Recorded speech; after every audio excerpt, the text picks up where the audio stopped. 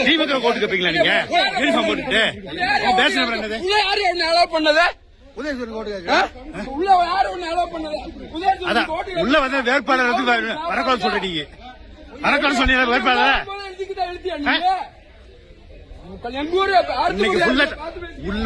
telecast ஆகுங்க நீங்க uniform போட்டுக்கீங்களா uniform போட்டுக்கீங்களா பண்ணலாமா அப்படி சார் யூனிஃபார்ம் போட்டிருக்கீங்களா உங்க நீங்க சரி அவரை ஓகேங்க அதை விட்டுருக்க நீ எப்படி உதயசூரன் கோட்டு கேட்கலாம் நீ கேட்கலாமா வெளியே போய்